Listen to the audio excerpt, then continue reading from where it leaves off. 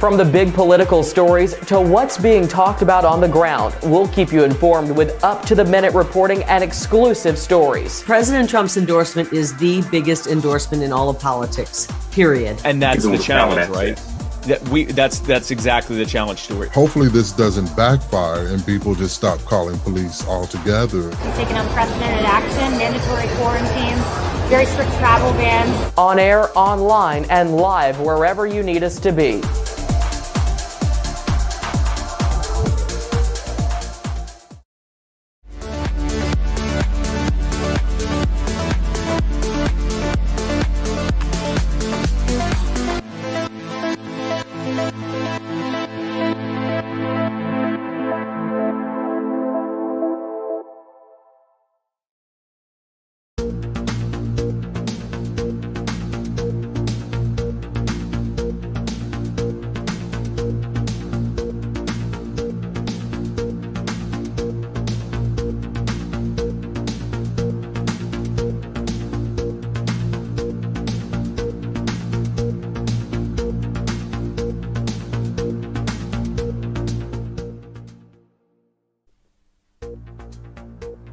Hello, you're watching 6 News on the Hour. I'm Leonardo, Puglisi. The top stories we're following right now. Chris Hipkins confirmed as New Zealand's new Prime Minister as he prepares to lead the Labor Party to the polls in just a few months' time following Jacinda Ardern's resignation.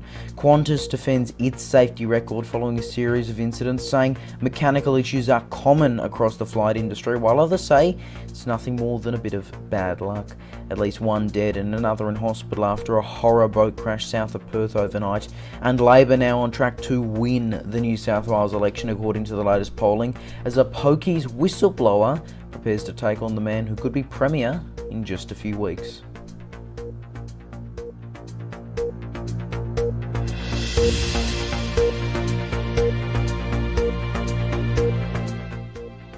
Good evening. Chris Hipkins has been confirmed as New Zealand's new Prime Minister and congratulated by Anthony Albanese as he prepares to lead the Labor Party following Jacinda Ardern's resignation.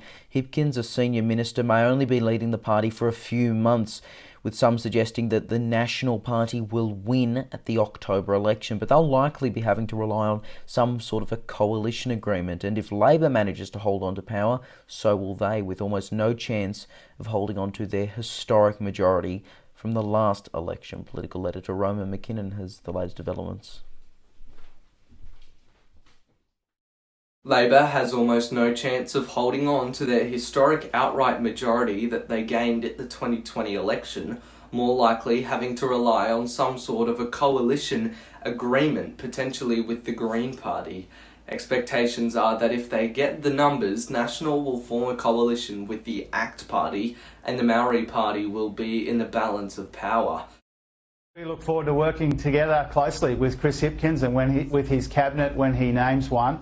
This is a huge year for Australia-New Zealand relations. It's the 40th anniversary of closer economic relations, that agreement that governs the approach to this relationship. Chris Hipkins is someone of immense experience and depth and intelligence. He's a very worthy successor to Prime Minister Ardern, and we look forward to working with him really closely. We've got a big Trans-Tasman agenda in a really important year. I know the Prime Minister is looking forward to working with Chris Hipkins, and we're all looking forward to working with his cabinet.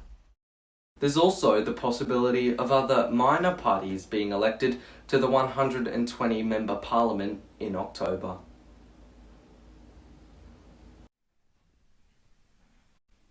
The Sydney Harbour Bridge has reopened after it was closed for filming of a new Hollywood movie. The bridge was closed for filming for The Fall Guy, which will feature Ryan Gosling and Emily Blunt. Earlier, authorities were asking people to consider taking a train if they needed to commute, as they were still able to cross. Qantas has defended its safety record following a series of incidents, saying that mechanical issues are common across the flight industry and things should be looked at in context. It comes as others say that a recent incident is nothing more than a bit of bad luck. Reporter Austin Pollock is the latest on the ground from Brisbane. Well, the national carrier continues to face negative headlines after 4 unrelated incidents in the past few days. However, they are continuing to maintain their safety record. In an interview with 9 newspapers, Qantas domestic chief Andrew David said mechanical issues were common across the industry and it was important that we look at individual faults in context. He went on to say our crews are trained to deal with those situations so they can land on the ground safely. Now in 2020, around 2,000 ground handling jobs were outsourced by Qantas. Now it wasn't outsourced as standard maintenance, which is performed at Australian facilities, something many online appear to be getting confused with. However, very few aircraft that have required heavy maintenance have been sent to Singapore. What must be noted is that none of the aircraft involved in recent incidents had undergone maintenance in Singapore. Now, QF144 has dominated the headlines, some of them completely false. Now, all of the incidents have caused many false headlines and false claims made against Qantas, including the ones earlier mentioned to do with maintenance. Now, one of these headlines is featured in News Corp papers, where they claim to have obtained images of what they say to be major damage to one of QF144's engines. However, it is clear that that's the aircraft's engine simply in reverse thrust mode, a standard procedure for any aircraft landing. 6 News contacted the Herald Sun for comment after they created multiple articles based on this image, and they have not responded nor rectified or taken down the image. Now, importantly, last year, out of around 277,400 flights, Qantas only had 6 incidents, 3 of which were on the 737-800. 1 was due to an issue out of the airline's control. Comparatively, 6 News found that Virgin Australia had 3 incidents just a few days apart last month, and 1 additional earlier incident this month. Their total in 2022 was 5, the airline also serving less flights. This begs the question, why were none of these in the headlines nor brought into question their maintenance standards? Jeff Askew, the former director of planning at Qantas, told The Guardian in response to recent incidents he doesn't read anything into it. It's just a bit of bad luck, he says. Qantas' status as the world's safest airline was recently reinstated from Air New Zealand just earlier in the year. At least 1 person is dead and another in hospital following a horror boat crash south of Perth overnight. It happened in Mandurah just after 10 p.m. local time, 1 a.m. Eastern Daylight, with authorities saying the boat may have crashed into a navigation device that was in the water. 1 person died at the scene, another taken to Royal Perth Hospital. They are right now in a stable condition. Peter Dutton has accused the federal government of rushing the Voice to Parliament ahead of Invasion Day rallies that will be campaigning against the Voice. Speaking to Sky News, the opposition leader once again called for the federal government to legislate the model when MPs return to Canberra for the resumption of Parliament. Rallies on January 26 will be calling for treaty before the Voice, as the Greens meanwhile prepare to meet next month to announce their formal position.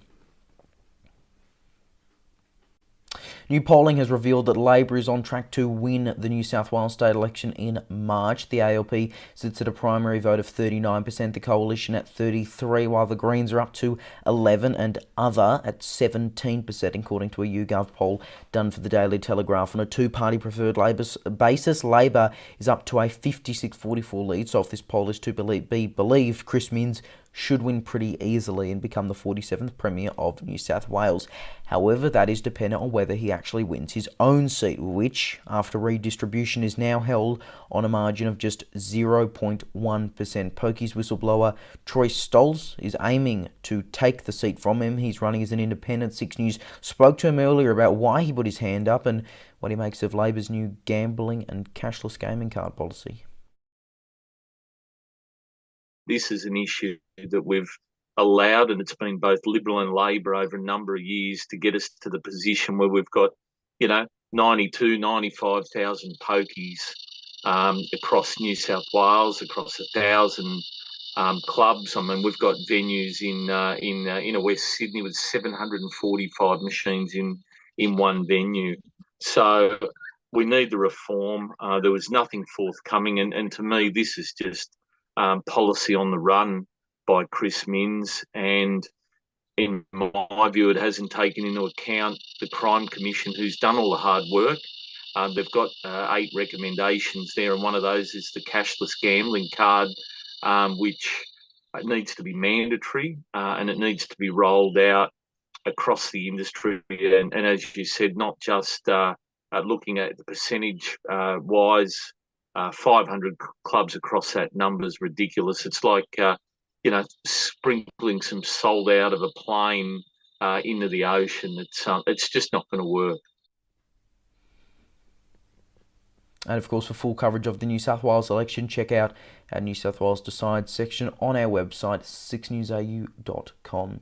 Overseas now, 6 more classified documents have been found at the home of US President Joe Biden. Some of the documents are understood to be from his time as a senator, others from his time as Vice President to Barack Obama. Department of Justice officials say the search lasted a total of 13 hours. Back home, and the Sydney Thunder have posted another record low score, all out for just 62 overnight. That is the 5th lowest score in the competition's 12-season history. The lowest also being set by the Thunder back in December, when they were all out for just 15. Steve Smith made 125 not out, as the Sydney Sixers finished with a total of 2 for 187 off just 19 overs. The Thunder's innings finished after just 14.4. David Warner top scoring for them, with just 16 runs to his name. Changing pace now to tomorrow's weather forecast right across the country, and the warm weather across the nation continues. Brisbane partly cloudy 29, rain 24 over in Sydney. Similar conditions in the nation's capital Canberra though. It'll be partly cloudy there. 26 in Melbourne. Down in Hobart it'll be 24 with a chance of showers. Sunny 27 in Adelaide, 37 in Alice Springs, 32 over in Perth, and a Darwin a warm but wet top of 33. A reminder of the top stories we're following this hour on 6 News, and Chris Hipkins has been confirmed as New Zealand's new Prime Minister and congratulated by Anthony Albanese as he prepares to lead Labor to the polls in October. They will likely have to look towards other parties in a coalition agreement to continue in government, something the opposition is doing as well. And Qantas has defended its safety record following a series of incidents. The national carrier now saying mechanical issues are common across the flight industry, while others have weighed in saying it's nothing more than a bit of bad luck. And that is 6 News for this hour. There's more news 24/7 on our website, SIXNewsAU.com, and on social media, Facebook, Twitter, Instagram, TikTok, and Lit. Just search 6 News AU to find us. I'm Leonardo Puglisi. Thanks for your company. Good night.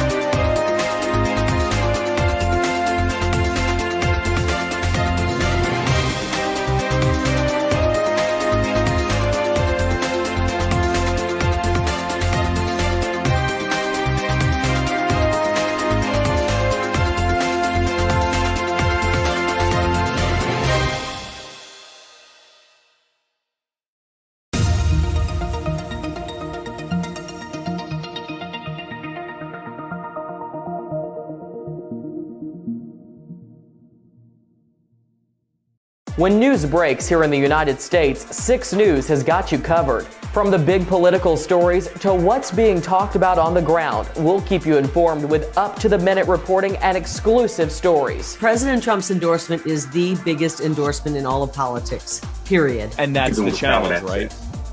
That's exactly the challenge, Stuart. Hopefully this doesn't backfire and people just stop calling police altogether.